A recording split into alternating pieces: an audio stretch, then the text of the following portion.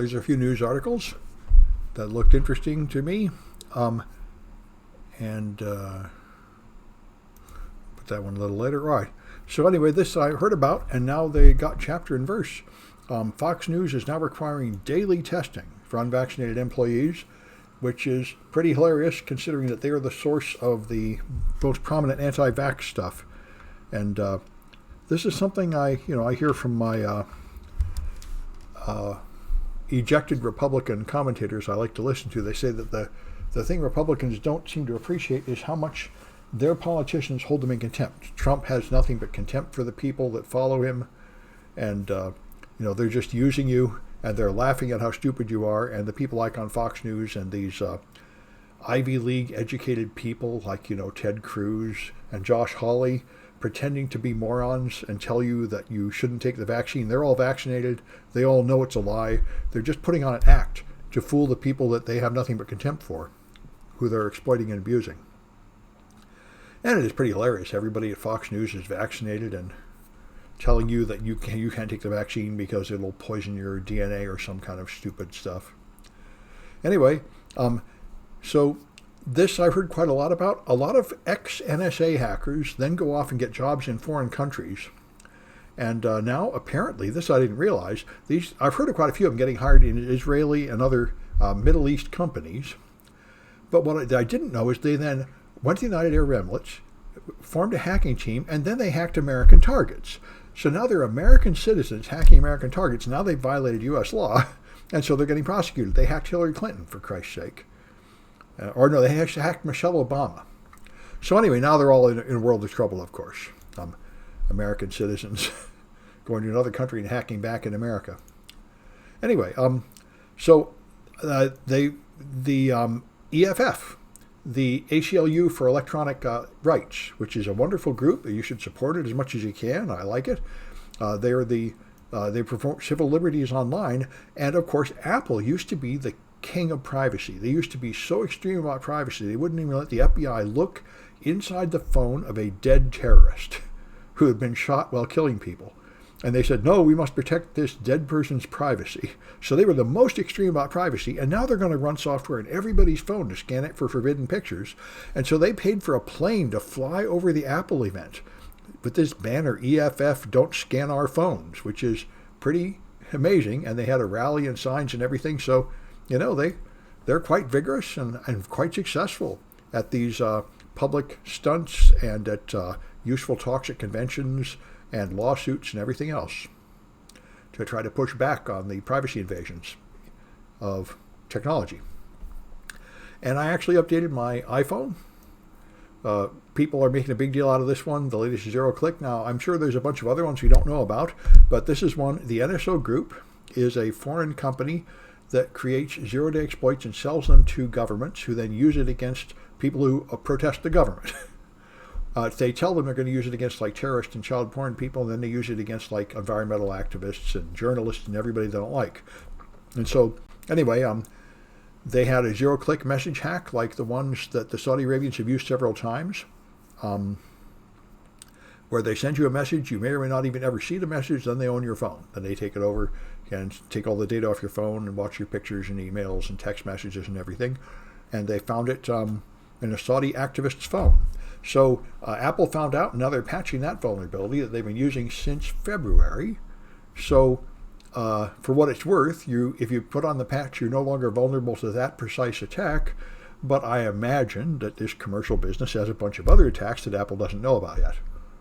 You updated mine today. Yeah, that's right. Yeah. Stingrays. Well, stingrays are a different issue. Stingrays are man-in-the-middling the cell phone conversation. And those do not operate with a vulnerability in the phone. Those operate with a vulnerability in the signaling protocol, which is very hard to fix, right? Because your cell phone providers might put up more antennas at any time. So your phone just connects to the nearest cell phone tower, or you might move. So your phone has no way to tell whether it's a legitimate cell phone tower or a device pretending to be a cell phone tower. That's by design. So your traffic will go through there. That's why two-factor over SMS is considered extremely unwise, because SMS messages travel over the phone network and it's very easy to intercept them. and have them go to the wrong phone. It's very easy to do a phone SIM jacking attack, where I just call your carrier, like AT&T or Comcast, and I tell them, oh, I lost my phone, I'm you, activate this other phone with my number so all the messages come over here, and all you have to do is trick them into doing that, which is apparently not too difficult.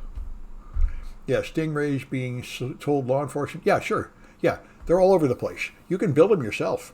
The equipment is not that hard. It costs a couple $1,000, and the law enforcement agents have them, and they use them all over the place. Yeah. So, I mean, the phone network is a really pretty miserable thing to use for security. And so, Walgreens, this was a very interesting article, very important for security professionals like the students in my class, because this person is making a complete fool of himself. And at a time when I was dumb enough to make a fool of myself with ideas like this, and you should avoid it. So this researcher found a vulnerability at Walgreens. And now then they reported it to Walgreens, and Walgreens said, oh, that doesn't matter. And they didn't patch it. And now they're screaming bloody murder. Walgreens is rotten people. They should have paid me a bounty. They should have fixed the problem. But he's wrong. He's just wrong. What he found was, if you take a COVID test at Walgreens, they say, here's your results. And you don't have to log in or anything. You just go to this URL and see your results. So this is the vulnerability called Insecure Direct Object Access in the OWASP Top 10. But it has a code number, which is a 32-digit random number. So he says, well, you could just brute force the 32-digit numbers until you find somebody else's number, and then you'd see the results. And this just shows how ignorant this person is. 10 to the 32 is a very large number. You can't brute force 10 to the 32 numbers, not ever. In the cryptography class we're talking about this, 100 bits is enough to be completely secure. You could never do 2 to the 100 calculations if you took all the computers until the end of time. So, and 2 to the 100 is 10 to the 30. So, picking a random number, 30 digits long or 32 digits long, is in fact perfectly secure. Nobody will ever find it. The only way it would be a vulnerability is if it's not random. Like if it's just counting up or something. Then you might find it. But if it's really a 32-bit random number, then there is no problem here. There is no reasonable chance that anybody's data will ever be exposed, and the risk report is just wrong. Anyway. Yeah, it would take forever. That's the point. It would take forever to brute force that. You can't ever brute force 100 bits. That's why 100 bits of security is considered enough security, because nobody can ever try 2 to the 100 keys. Not with all the computers in the world and all the time in the world. So anyway, this is extremely common that a beginning security researcher finds something they think is a vulnerability, and then they report it and nobody cares, and they feel abused. But, it's very likely that the reason nobody cares, well, now to be fair, many companies don't care because they're just idiots. And even when you find a real problem, they don't care. But a lot of problems that you find are not real problems. They cannot actually be used to do any significant harm. They're just give an unexpected result to some test, which makes you think they made a mistake, but that doesn't mean it really matters. Like this one. This is a BGP hijack. And I wonder if we're going to have more information up here. Yeah. Microsoft was hijacked by Russia. And I wonder how long it lasted. Beginning on 9/14, and so anyway, for some period of time, this is the important issue about BGP, which is what Mudge testified before Congress about.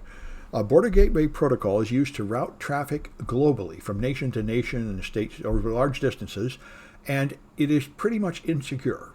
So anybody with a BGP gateway, which is every large company and every internet service provider, can broadcast any route they want and divert traffic to them. So you can intercept traffic, and this happens all the time, partly from mistakes and partly from intentional attacks. And this looks more intentional than a mistake. A Russian telecom decided to hijack a block of traffic that belonged to Microsoft. And if you do this, you can man in the middle Microsoft traffic for a while until they figure it out. Usually you have a few hours. So anyway, these kind of things happen all the time, and that's a sort of interesting event. Anyway, and here's a similar one. The GPS system is really quite vulnerable. It's just a few satellites. It's a relatively weak radio signal. It's quite easy to spoof it with a louder radio signal and cause its GPS to be wrong in a region. It would be easy enough to shoot down those satellites. And in fact, in the U.S. military has been performing experiments where they interfere with GPS signals in a whole portion of a state frequently, and they warn airplanes flying nearby your GPS might not work, and various airplanes have been confused and had their autopilot steer in the wrong direction as a result. And the fact is, GPS is pretty fragile, and a lot of us count on it a whole lot. So it's a thing to know. Like the internet and border gateway protocol, it's a system that was not designed very securely, and then we built all this other infrastructure relying upon it, and it's probably time to take another look at, like, what if BGP was down? What if GPS was down? How much would that mess up your life? And the answer is a whole lot.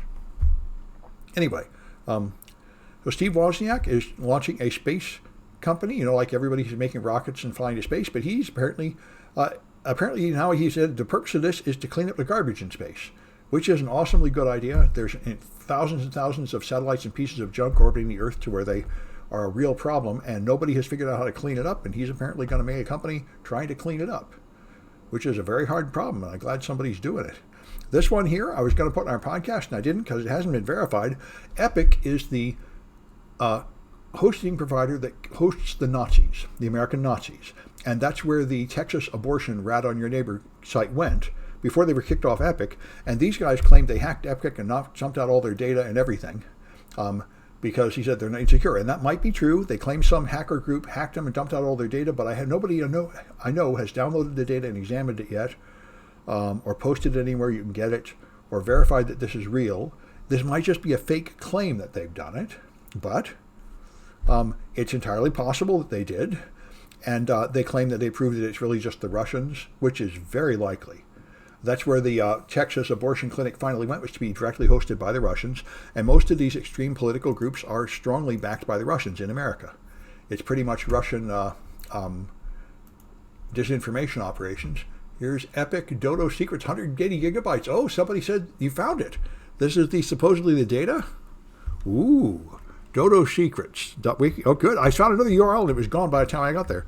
So supposedly, here's the Epic data, the torrent. Well, neat. Let me throw that in my links. Thanks for the link.